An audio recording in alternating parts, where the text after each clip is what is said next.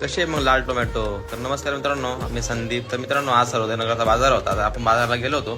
चला तुम्हाला दाखवतो आजचा बाजार कसा राहतो, मी कसा बाजार करतो नाही का.